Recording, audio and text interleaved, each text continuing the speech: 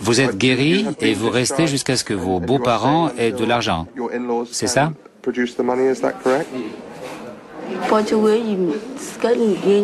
J'aimerais rentrer à la maison, mais je n'ai pas de quoi payer. Vous êtes là depuis quand? Je suis guérie depuis 5 jours. Mon mari cherche un prêt pour payer l'hôpital, mais il ne l'a pas trouvé. Il est parti voir si son oncle pouvait lui avancer l'argent. Comment ça se passait avant le cash and carry? Quand j'étais petit, je n'ai jamais payé pour des soins médicaux. Et j'ai été admis plusieurs fois dans des hôpitaux universitaires. Ça fonctionnait bien.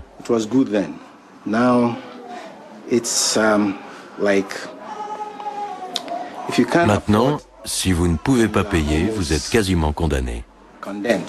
Condamné par une montagne de dettes, alors que le pays vit sur une montagne d'or.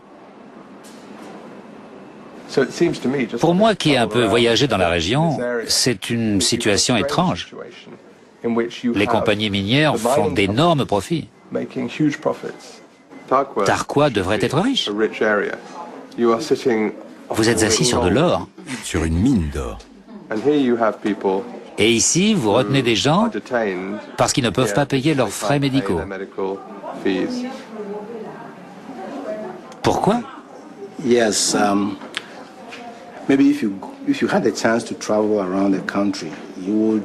Si vous avez eu la chance de voyager dans le pays, vous aurez remarqué que la plupart des régions minières connaissent le même problème. L'or est exploité, mais la population n'en tire aucun bénéfice.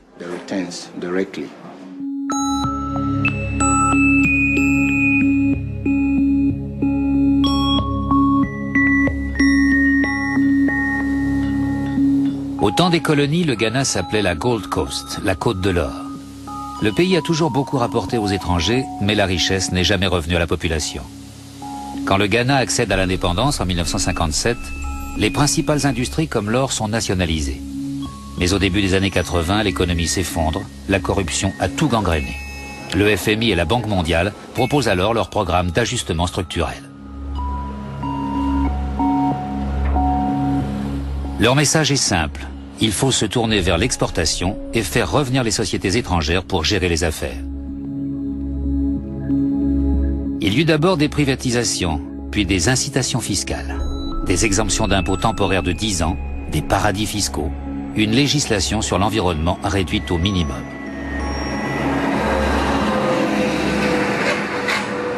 Ces politiques favorables aux investisseurs ont servi de modèle dans tous les pays en voie de développement.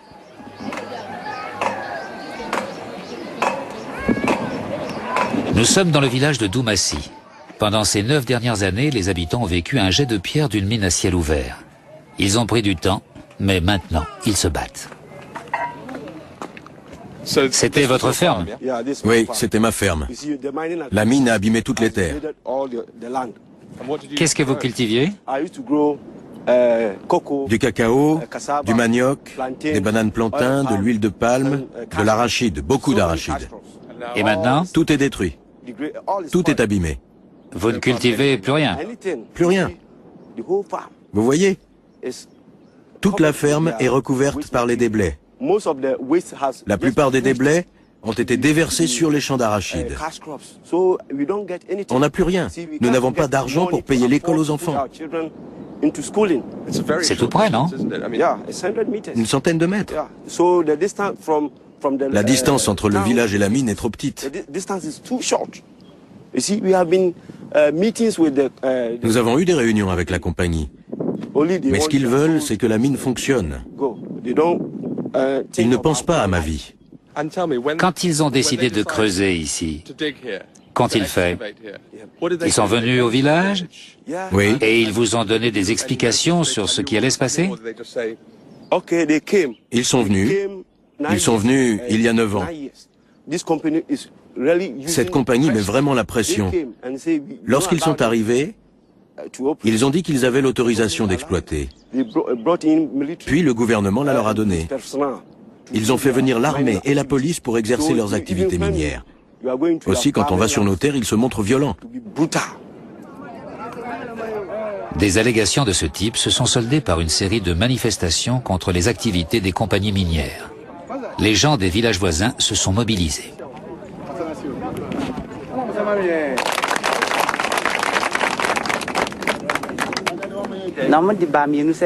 Ils ont dit que nous avions le choix entre la relocalisation ou le déplacement. Le 6 février, ils ont envoyé 36 policiers avec des gaz lacrymogènes pour nous faire partir. Ils ont dit que nous avions été indemnisés pour nos maisons et que nous devions partir. Nous avons refusé jusqu'à ce qu'ils aient indemnisé nos terres. Ils nous ont frappés et ont détruit nos maisons, nous privant de tout ce que nous possédions.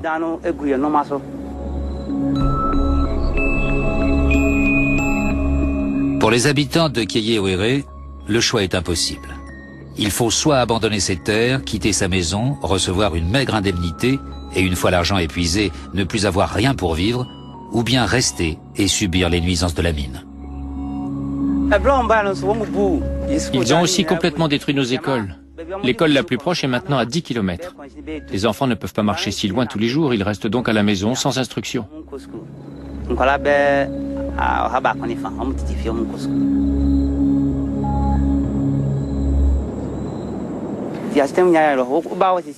La vie est devenue très dure pour nous. Si vous venez maintenant dans notre village, vous verrez que l'on habite des cabanes. Mais maintenant, à Douamassi, vous avez reçu le soutien de votre chef et je suis certain que tout va s'arranger. Les compagnies minières gardent un œil attentif sur ce mouvement de protestation grandissant.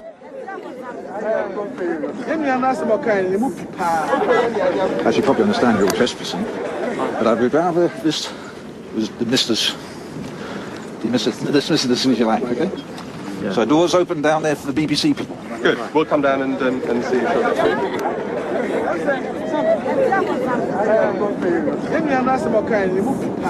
I'm very happy to be here today in Douamassi. Je suis très heureux d'être ici à Damassi aujourd'hui et d'avoir vu un directeur de mine essayer de parler, d'avoir vu sa bouche trembler et de l'avoir vu partir. Cela prouve que le pouvoir de gens organisés est extrêmement important dans toute lutte. Nous sommes dans un pays où nous avons eu un changement avec plus de liberté. On dit que nous pouvons dire ce que nous voulons. Vous voyez que nous ne pouvons pas dire ce que nous voulons, car si nous ne sommes pas forts, personne ne nous écoute. Les compagnies minières sont obligées d'écouter et de répondre de leurs actes. L'équilibre des pouvoirs est en train de changer. Une commission sur les droits de l'homme enregistre les plaintes des villageois. Mais les sociétés prétendent que leurs activités génèrent peu de nuisances. L'impact de la mine a de bons et de mauvais effets. Mais ces effets de nuisance sont limités. Si une mine provoquait les affections que vous évoquez, vraiment nous ne le ferions pas. Ce serait logique. Nous reconnaissons que la mine engendre des nuisances matérielles. Habiteriez-vous volontiers à une centaine de mètres d'une mine lorsque se produisent des explosions? Souligner la question de la distance, c'est une erreur, puisque l'on dit qu'il existe un problème de relogement. À part ça, nous avons fait des mesures là où est située la maison la plus proche, en présence de la population, et elle a admis avec nous que les explosions pouvaient continuer parce que ça ne posait pas de problème. Donc la réponse est oui, je serais très heureux de vivre ici. Je suis d'accord avec vous sur le fait qu'il y a nuisance, mais ce n'est qu'un problème de nuisance, ce n'est pas un problème de santé. Avant qu'il ne soit soutenu par des militants venus de l'extérieur, il a été facile de se débarrasser des villageois. La population de Douamassi est venue se plaindre ces 2 dernières années. Nous sommes intervenus au niveau gouvernemental, au niveau des autorités locales, et nous avons reçu beaucoup de personnes pour enquêter sur leurs problèmes. Problèmes de pollution, pollution de l'air et de l'eau, maladies de la peau, enfants urinant du sang, problèmes d'indemnité arbitraire et insuffisante, problèmes de déplacement de population. Chaque village a son histoire, mais toutes se ressemblent. Les principaux accusés ne sont pas les compagnies minières, mais bien les institutions internationales qui imposent les règles. Désormais, les Ghanéens ne comptent plus sur l'aide d'étrangers intéressés pour défendre leurs intérêts.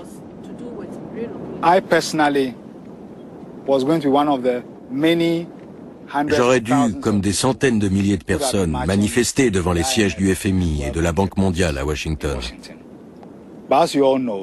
Mais comme vous le savez tous, les États-Unis sont en deuil. Je pense que au monde n'ignore les événements terribles et tragiques qui ont eu lieu, le bombardement du World Trade Center et du Pentagone. Quiconque a vu ces images à la télé a eu mal au ventre. Tout le monde a condamné cela, qu'on puisse s'exprimer de manière si folle, quelles que soient les raisons de sa révolte.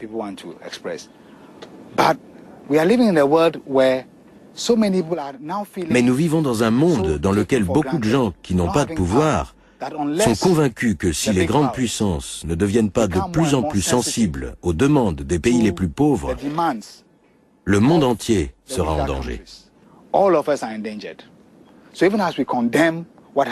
Tout en condamnant ce qui s'est passé en Amérique, nous avons tous le devoir de faire pression sur la politique étrangère et sur la politique mondiale pour qu'elle soit plus attentive à la condition des gens.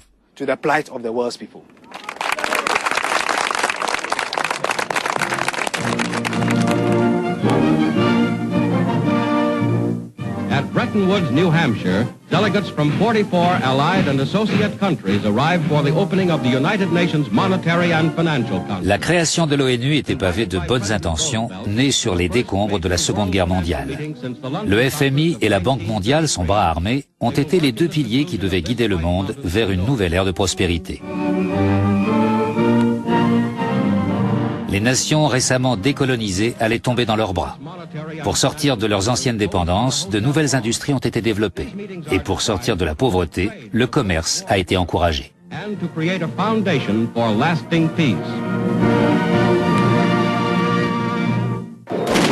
Mais en fait, les grandes disparités entre pays riches et pays pauvres n'ont fait que susciter la défiance et la colère. Si certains manifestants sont animés par la violence, la grande majorité d'entre eux souhaitent seulement exprimer leur indignation face aux inégalités, face à une mondialisation défavorable aux plus faibles, face au refus des grandes puissances d'écouter.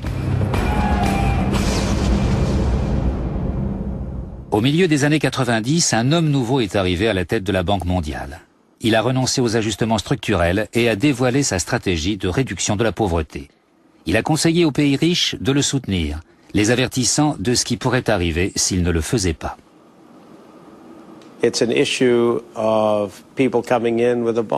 Il existe un problème de gens porteurs de bombes ou de poisons. Le terrorisme est une nouvelle forme de conflit qui peut nous frapper n'importe où.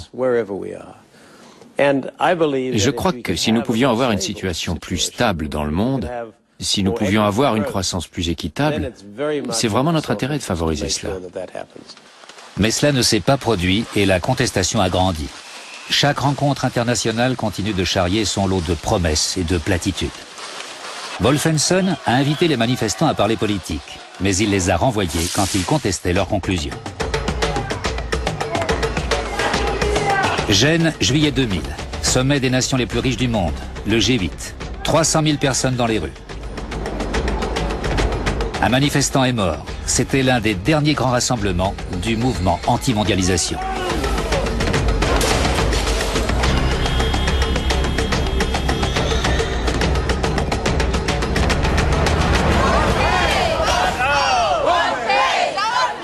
La violence a fait la une des journaux. Pourtant, à Gênes, la nouveauté, c'était la présence d'un nombre croissant de militants politiques venus de tous les pays en voie de développement, dont le Ghana.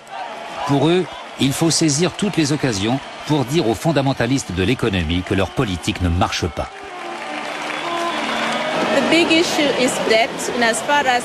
La grande question, c'est la dette qui agit comme un levier, car elle détermine les programmes mis en place, comme les ajustements structurels, dont découlent des mesures comme la privatisation des biens publics et maintenant des entreprises de services publics, comme l'eau. La dette est à l'origine de la libéralisation de l'agriculture, des marchés, du commerce, des taux d'intérêt qui agissent directement sur notre productivité et notre capacité à participer au développement de notre pays.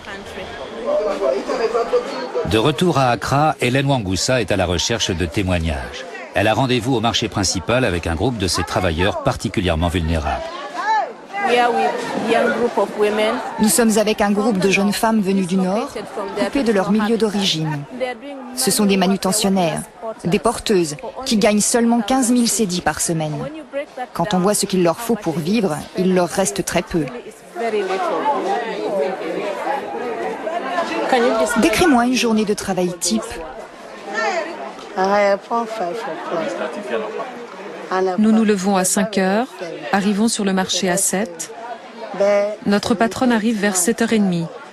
Nous ouvrons le magasin et installons les étals. Et quand les gens commencent à arriver, nous commençons à porter la marchandise. Vers 16h, nous démontons les étals. Quand nous avons fini, il est 5 heures et nous rentrons chez nous. Combien d'années as-tu passé à l'école? Je ne suis jamais allée à l'école. Si tu en avais eu l'occasion ou le choix, qu'aurais-tu aimé faire? Si j'étais allée à l'école, je sais que j'aurais trouvé un meilleur travail. Si j'avais été à l'école, j'aurais adoré apprendre la couture. J'aurais aimé savoir coudre. Comment la Banque mondiale et le FMI peuvent-ils savoir ce qu'est la pauvreté s'ils ne viennent pas la rencontrer au sein de la population?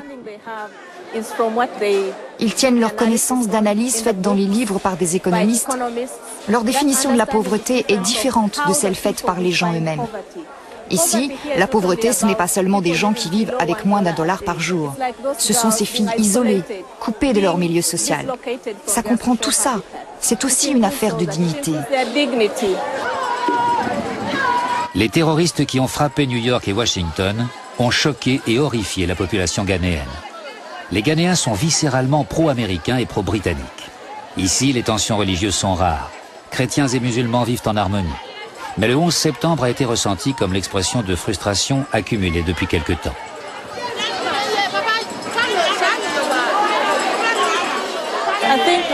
Nous commençons à percevoir cela, même dans des manifestations comme à Gênes. Il y avait des manifestants pacifiques, mais il y avait des groupes de manifestants qui étaient beaucoup plus violents. Cela vient de la frustration des gens face à des institutions qui affirment tout savoir, qui affirment savoir comment aborder la pauvreté, ce que sont les gouvernements, et qui depuis 15 à 20 ans n'ont pas su être à la hauteur. Dans certains pays, les gens ont été patients, ont attendu plus de 15 ans une prospérité qui n'est jamais venue.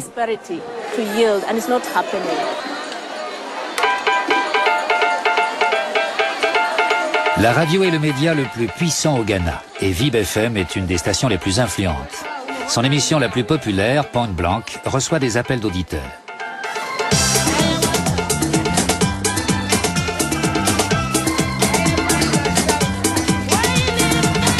L'émission est animée par Gvesi Pratt, un ancien prisonnier politique.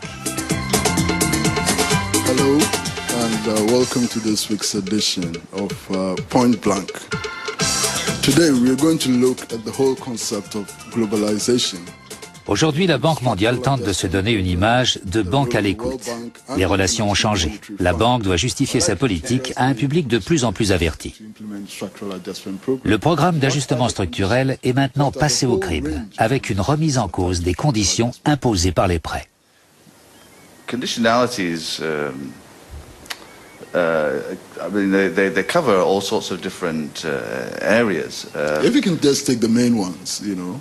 You name it, there have been at various times, it has to be said, conditions in almost every sector. But actually, I wanted to know what those conditions are.